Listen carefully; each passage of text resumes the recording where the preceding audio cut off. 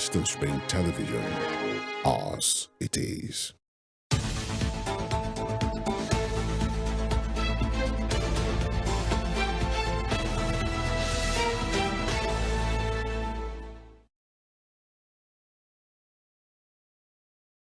A beautiful day it is right here in our studios, and we are certain that it is also a beautiful day wherever you are watching us from. Thank you for joining us on another edition of Morning Spring. It is the midweek installment, and we are glad to be here and grateful to you for adding us to your morning routine. My name is Evelyn.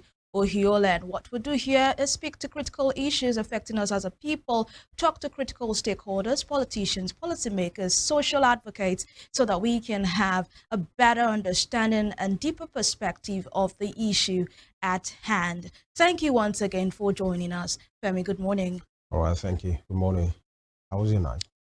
It was a restful one. Thank God for life. All right, good to know. By the way, you know what they say about these current trend, up and grateful, and exactly that is what my mood is this morning. Thank God for life. Up and grateful. My name is Femi Ojo, and of course, I welcome you to the program today.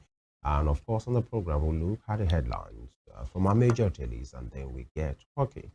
That is exactly what we are going to do today. We'll take this quick break, and when we come back, we'll be reading out news headlines from our major dailies in the nation today. Stay with us.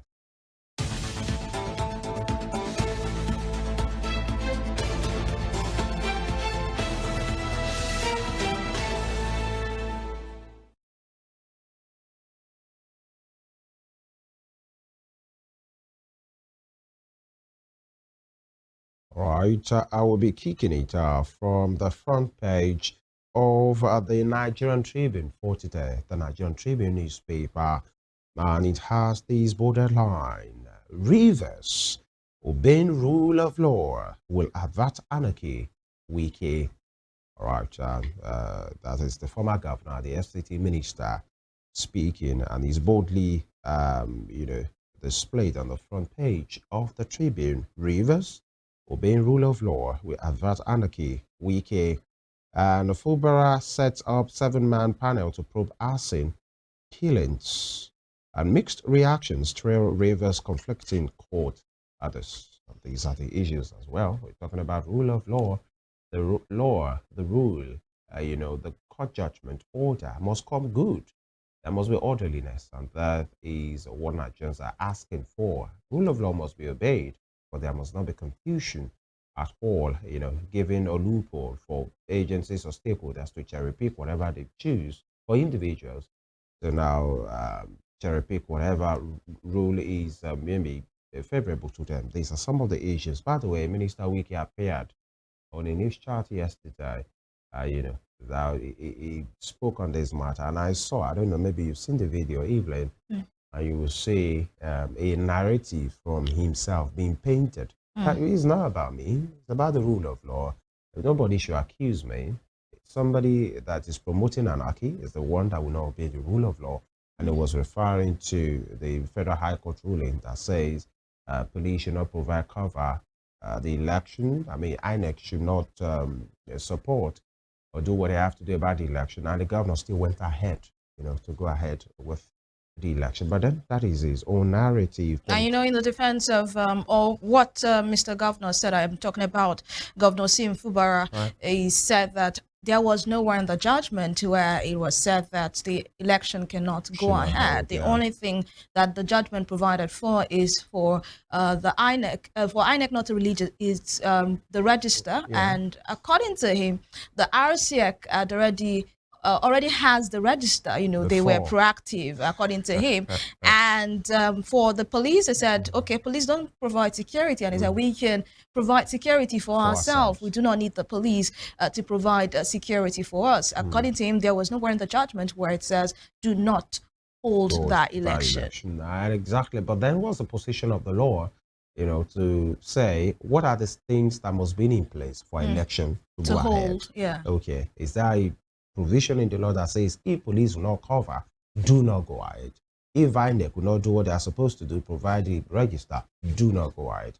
I think it's for the lawyers, the court, to really decide about those things. And, when he was asked that people chanting, protesting and chanting, no wiki, no rivers, they were the ones, why they were hitting some of these infrastructures and damaging it. They were chanting on him. The governor said, the former governor Wike said, did you see me there? I was in Abuja at the weekend, and I wasn't in River State, so anybody could have said anything, But many persons will say you don't have to be there. Whatever things that happen, and this is not throwing him under the bus to say it's the person responsible. That's not what I'm saying. But most anarchy, most political thugs, when they wreak havoc, when they go on this killing spree and this madness that they do in support of their principals, their principals are never there. You don't see them. No former governor or current governor or senator has ever been caught holding cutlass to say, oh yeah, let's go. You don't even see their family members there. Possibly those ones are in Dubai chilling. The ones that have seen themselves that they have no hope are the ones carrying cutlass for 5,000 naira, 1,000 naira. They might end up losing their lives. But then we must do what is necessary. Just below that, we have the picture of Bola Oyebami, GMD CEO, Nigeria Inland Waterways Authority in Gbajibo community, Kwara State, to condole with the community over the recent boat mishap and to distribute life jackets to boat operators, passengers, and other stakeholders in the state. Here we go again. But then it's good that the guys in charge of waterways are distributing these things, not just to distribute, they must educate them to let them know. And, I think there should be deterrent as well. It's not because you can do these things all you want. Now there are loads. You see sacks, maybe containing these life jackets, and people can just hold it and say, well, this is not our thing here. The way we say it, it's God that protects people. You must let them know going forward, if you don't use these things, there will be consequences, because we're a nation of without no consequences, people will not do what is right. It's true.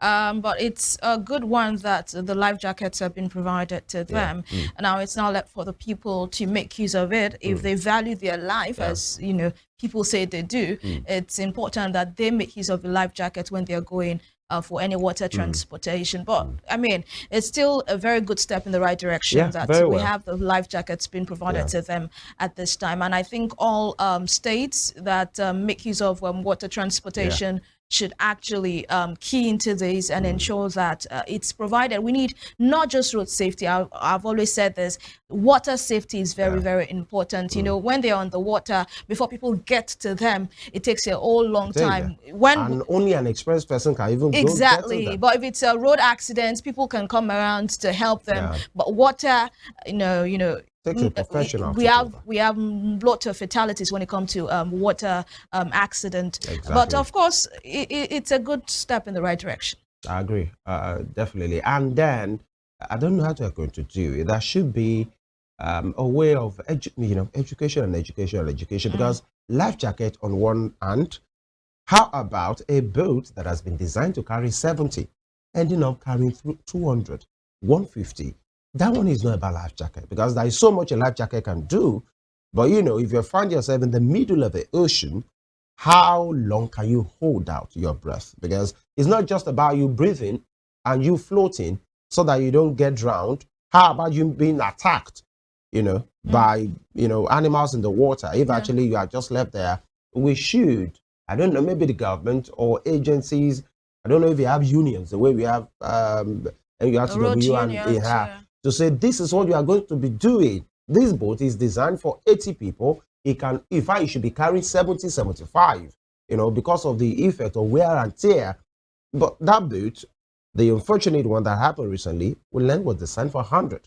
And it ended up carrying almost between 250 and 300. And that was the situation. So we should find a way of valuing our lives and do whatever is necessary to being alive, so that we won't be part of the bad statistics. Everybody will come and commiserate, and try to condole with the family and then do all these things. At the end of the day, the person that had lost a beloved one, it will remain only you. So let's be responsible with our lives as well. And the 15th state joined Kogi to challenge EFCC Act. Supreme Court fixes October 22 for hearing. On what ground? Pick up a copy of the Tribune to know. Washington to coordinate federal government's food sufficiency program for Southwest State. That's nice. That's good to hear. And 11 rescued, 5 missing as 2 boats capsized in Lagos. And Zamfara government mounts as bandits kill 9 community protection guards. Government is money. The guards have died. Moving on. That's all. And Jebba Dam is currently spilling excess water. Federal government issues fresh alert on flood. I think that's one thing that we can't afford to have this time, because I've passed that place a couple of times. The river body, the water body in that axis is quite huge, because on Jebba River, that's where you have that river Benue, actually, the big, and it's quite a very big water body. The Jebba Bridge, quite a very long one. In fact, that Jebba is a kind of town that borders Kwara and Niger. So if the dam is 40 and we are seeing it that it's 40, I hope somebody will be responsible enough to do what we have to do on time, because that place can't afford it to be submerged. In fact, it will be a total cutoff, from the north central and the north. Both of the states are north central, but it's a major passageway when you are coming from the southwest heading into the north. That is a major route. And now that we are hearing that government is saying the dam is spilling at this time, let's do what we have to do. And so we don't end up be having a disaster on our hands. And here, a top street court affirms Abure as Labour Party national chair. Here we go. And judgment on VIO restrictions not applicable in Lagos government. And Lagos Ibadan Expressway, Umahi threatens to terminate RCC contract, says palliative work to begin on Shagamu Ijebu-Ode Road on Monday. That will be all from the Nigerian Tribune.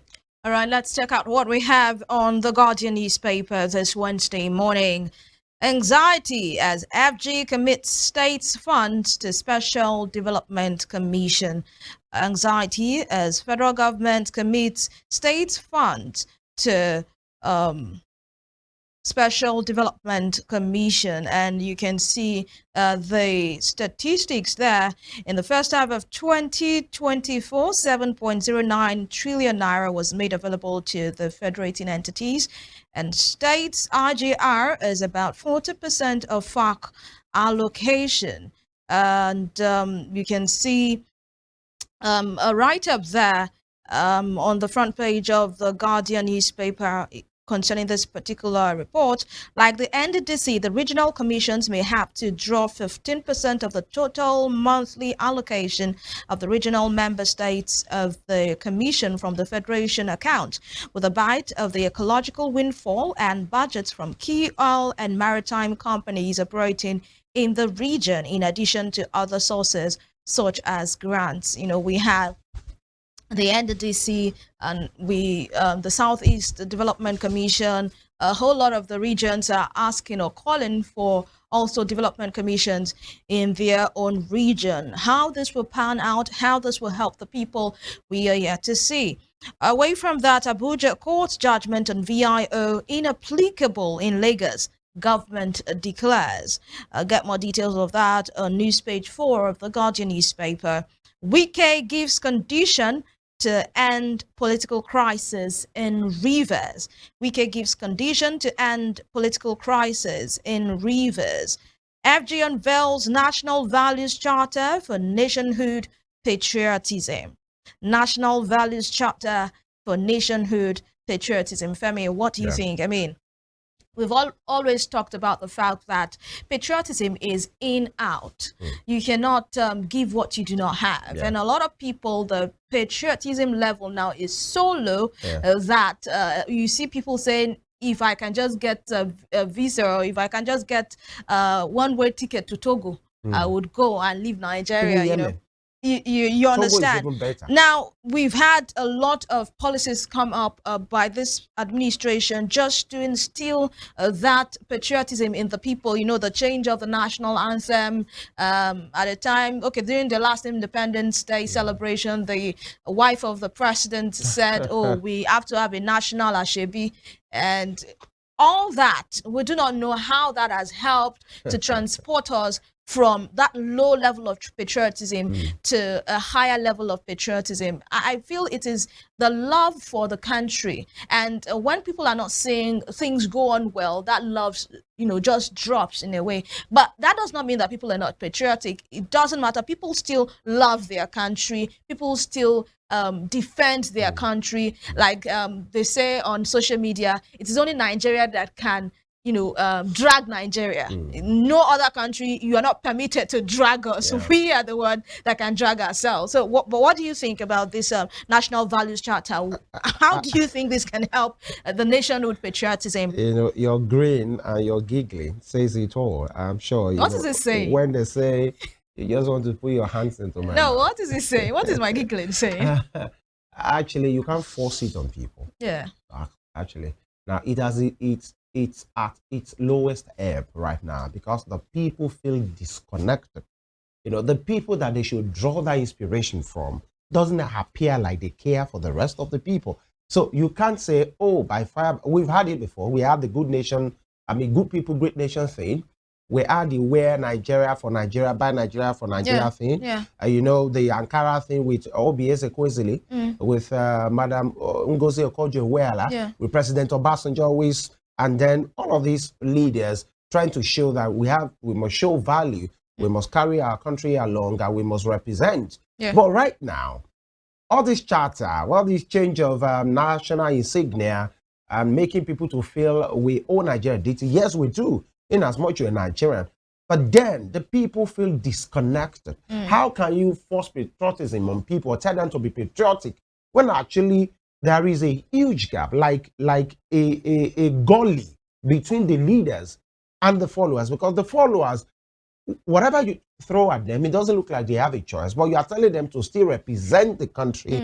And the huge patrimony, the commonwealth of the country, doesn't really look like it is not getting to them. Don't let me say it doesn't really look like. They are not having it. They are living through their nose, by the whiskers, by their sweat and their blood. It appears the sweat is even drying up. And the next thing you have is blood on their faces, on their body, which it should be inside. It appears it's outside right now. And the leaders are living large, changing vehicles unnecessarily.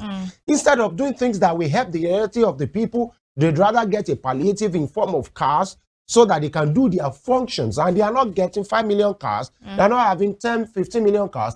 They're having cars in hundreds of, thousands of dollars, equating in millions of naira, hundreds of millions for all of them. And the executive guys are living large. The president had issues with his aircraft. All of a sudden, he has gotten a new one.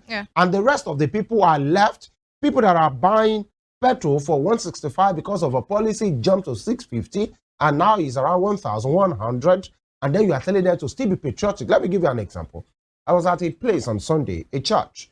And then it was the Independence Sunday, people wearing colors and the rest of it. They still try to wear the colors, or whatever, for identity. All of a sudden, in that particular place, the choir came up and said, let's sing a national anthem. And you need to say the murmur in the church and say, excuse you, what are you saying? And the choir leader was calm to say, irrespective of the challenge, you are still Nigerian. And whatever we are going through, we should still thank God. You need to see the body language of the people. I'm sure it's not just about that particular place of worship. It's about the fact that those people in that particular church, they are Nigerians. Exactly. And they are not feeling the reason why they must now show allegiance to that same Nigeria, in which Nigeria is not the problem of, as a country, it's not the problem of the rest of the people who feel disconnected. It's the behavior of the leaders. That is it. You can't be doing this and be rubbing it in the face of the people, and then you are coming with a policy. They are the ones sabotaging that patriotism drive them. So let them show workings. Let them show sacrifice. And Nigerians are not too let them be patriotic. Let them it's not thank just you. saying it. You don't have be to asking also people to show sacrifice while you are doing nothing. Patriotic Come on. enough. I mean, it is what it is. Talking about national anthem, I knew growing up rather, when the national anthem, you hear the national anthem, it's either you stand where you are. If you are seated, you stand up. Just to honor the fact that Nigeria, and that was how we grew up. That was why I grew up, But right now, which child would hear the national anthem and stand? Do they even know what it means? They What the sing it as a national rhyme in their school. anthem That's means? all. It's just like a song to them. I remember when we were being taught, the leader then told us that, you know, we were kids, and he used a language like, even if you are intimate with your wife and you had the national anthem, You have must to. stand. Exactly. And we are told wherever you hear the national anthem, there should not be movement. Mm-hmm. That place that you are when the song starts, that's where you should be. Yeah. It is ending. I challenge, let me throw an open challenge with any leader, especially at the federal level, one-on-one with them, if actually they can sing it offhand themselves. All right. That's an open challenge. You can never tell. It's the old national anthem now being brought back, so they should actually be able to sing it well than the new generation we have now. All right, still on the Guardian newspaper, by the way. LP chieftain urges peace as court affirms Abure's NWC. This man is like a cat with 7 lives, or is it 9 lives they say a cat has. You know, it keeps resurrecting politically. Once it's down, it comes up again. Once it's down, it comes up again. But of course, the Labour Party also is not with its own internal wranglings. This means that convention held in Abia State, you know, has been voided, especially with this particular court's judgment. Away from that, court sentences teacher to life imprisonment for defiling 2 7-year-olds. This is a sad news. And, you know, I wonder what is so attractive about 7-year-olds that, you know, you had to be intimate with them. We have the International Day of the Girl Child coming soon, and you see everyone saying, protect our girl child, protect this and all of that. I dare say that we have some of those people also raise up their own mouth to say, protect our girl child, while they are not doing the protection. So it's our time as a people we started taking responsibility personally. You protect the girl child. Don't tell another person to protect the girl child. You do the protection yourself. Yes. And airline operators up to patronize Dangote refinery for jet fuel. And lastly, service disruption imminent as Kogi defies presidential order, seals base stations. That will be all from The Guardian. All right, and that will be the place that we take a pause today. And when we return from the break, we'll be talking about the economy. We learned yesterday there will be deregulation in the further deregulation, I dare say, in the downstream sector. And what does this mean? There was a policy of the NNPCL being the sole buyer of PMS from Dangote. But yesterday, there is another twist and turn about that, and maybe other entities can have access to that. What does this mean to our oil sector? And of course, the Naira for crude policy as well. How does this benefit us? Or is it just, you know, going around in circles, motion without movement? We'll be joined by, you know, a knowledge and a powerhouse in that particular sector, talking about the economy. He will be speaking to us about what we have to expect, especially in the coming days. It's still Morning Spring on Western Spring Television, beaming live on channel 190, start times TTT. Stay with us and move a muscle. Be back.